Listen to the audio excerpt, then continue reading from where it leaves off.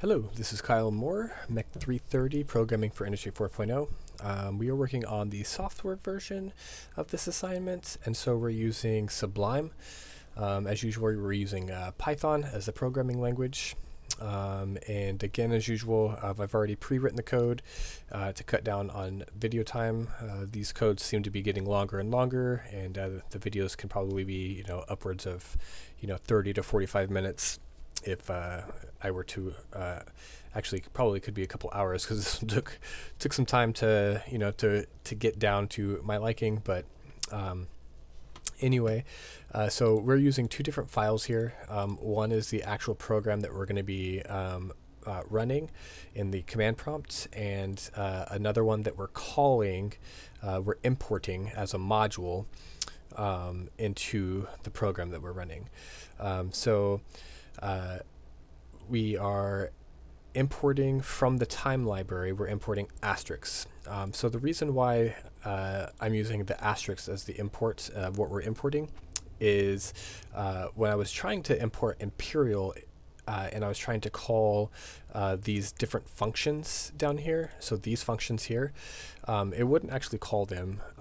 It was, and when I looked it up, when you're importing from a module, it will only, I think you can only call the class and not each individual thing if you're only importing the module itself, which is weird. Or maybe it's because it's in the class, I think is what it was. Because these functions are in the class, it wouldn't call the individual functions. So if you put asterisks, it actually lets the program know that, hey, I want to call all callable names. So that's the reason why we're using asterisks. I might actually make that a standard practice, because I have had some issues where it was saying that such and such is not defined. So anyway, let's go ahead and continue. So we're creating a class here called Imperial, capital I, because it's class. This class is used to convert different measurements from imperial to metric and vice versa. We are initializing. We're creating an initialization function or a module, and then we're adding in these different things here. We're initializing these basically to be used. And then these functions down here are all basically the same. I'll go through each one very briefly, but the format of them are very, very, very similar. So this one converts Fahrenheit to Celsius. So this will be the Fahrenheit temperature, and then this is the formula to be able to convert it to Celsius, and then we'll return that variable. This one is Celsius to Fahrenheit, same thing. This goes from Fahrenheit to Celsius. And then we have this one, inches to millimeters. This one is millimeters to inches. Very simple formula for that. And then for the time, there wasn't really a formula, but I did have to dig around a little bit, and found that I can use the date time function. And the strp time, I think that's strip, but I'm not 100% sure. But basically, if you type in an AM PM time, so like 3:46 AM, what it's going to do is it's going to strip basically the AM, and it's going to put it into a time format that is very similar to military time. I'll show you later. I couldn't quite get the formatting to exactly where I wanted it, but it's very, very, very close. So, and then right here I had to return this variable with the time function, so dot time, because when you use date time, it actually also uses the dates, hence date time. So I had to basically make it say, I don't want the date, I just want the time. So, and then this one goes from military to AM PM. So again, we're using the strp time, and we're, like I said, I think it's stripping some stuff, but then the strf time, I do believe is it's adding things into there. So we're adding this here. We'll add in the AM PM based on whether the time that is put in input into the command prompt. So so let's go ahead and go over here to this other program. So from time we're importing asterisks, and then from imperial we're importing asterisks. We're creating a while loop here. So while true, we have some text string. I'm not going to read through all of this because we're going to be reading through it whenever we're doing the actual command prompt and user input. But we have some text strings here. We're going to print the text string. We're going to create a user input. And then we have some if statements. So, if that loop or if that input is 1, it will do this. And then it's going to give you another input. And then if that input is 1, it's going to do this.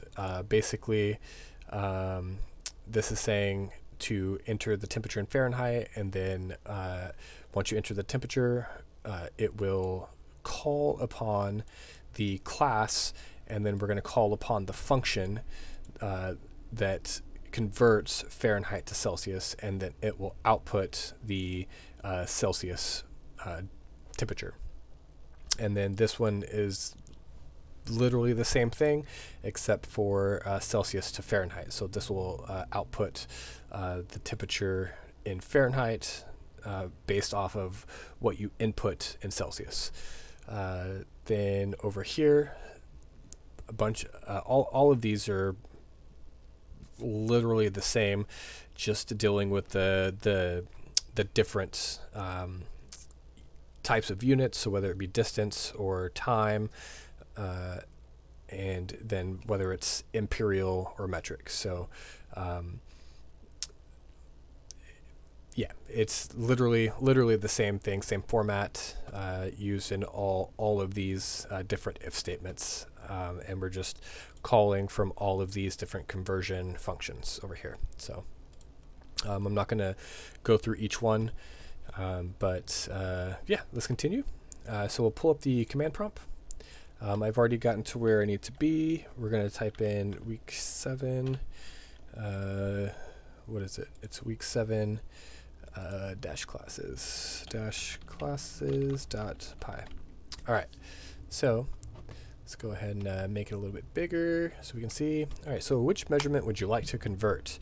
So we have temperature, Fahrenheit to Celsius, distance, millimeters to inches, vice versa. Time, AM, PM to military, or vice versa. So let's go ahead and start with 1. So enter 1, 2, or 3. So we have 1, 2, or 3. So I entered 1. That's going to give us temperature. And now it's going to say temperature conversion. Which conversion do you want? Fahrenheit to Celsius or Celsius to Fahrenheit? Let's go Fahrenheit to Celsius. Hit enter. All right, so then it says Fahrenheit to Celsius. Enter the temperature in Fahrenheit. Well, we all know that 32 degrees Fahrenheit is 0 degrees Celsius, so let's go ahead and say 32. Enter. All right, so that's going to give us 0 degrees Celsius. All right, so now we're going to go back into temperature, and we're going to do Celsius to Fahrenheit. All right, so we know that 100 degrees Celsius is 212 degrees Fahrenheit.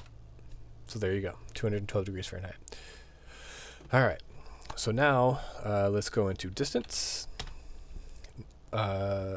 Distance conversion. Which conversion do you want? Inches to millimeters, millimeters to inches. We'll do inches to millimeters. These conversions are very, very simple. For 1 inch, I do believe it's 25.4 millimeters. And so if we say 1 inch, that equals 25.4 millimeters. So whatever the inches are, multiply that by 25.4, and that'll give you how many millimeters. And then let's go back in and do this. So as far as the millimeters go, it has to be, actually, as far as any of these conversions go, I did find that it has to be an integer, so a whole number. We can't have any decimals or anything like that, otherwise it'll throw an error and kick you out of the program.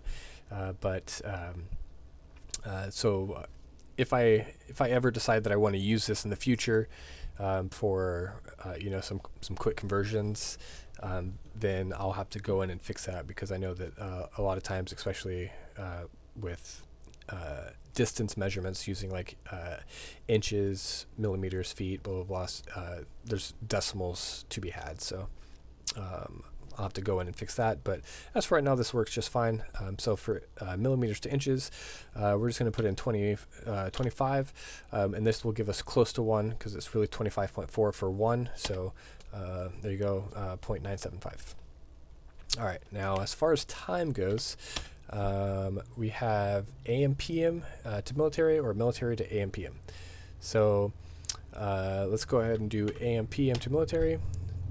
So this one says enter the time in AM PM format, and it gives a couple of examples of how to enter it. You have to enter it just like this, otherwise it'll throw a program, or throw an error, kick you out of the program. So I think you can put a 0 in there if you want to. I don't think that matters. But let's do 1:27 p.m. So if we do that, boom, 13:27 hours. So this is what I was talking about earlier, as far as like the formatting and the military time is close. From what I know of the military time is the colons aren't necessary. I couldn't get this one to go away, and then the colon's not necessary, but it's also okay that it's there. So I'll have to see if I can work more on getting that format correct. But like I said, it works fine for this. So we'll go ahead and continue on, go into that, and then do military to AM PM. So again, enter the time in military format, and give a couple examples of how to enter it. So 01:54, so that would be in the AM, and then 23:18, it's going to be in the PM. So let's go ahead and do, let's do 2:48. Yeah, let's just do 2:48. All right, and do that, and then we have 2:48 AM.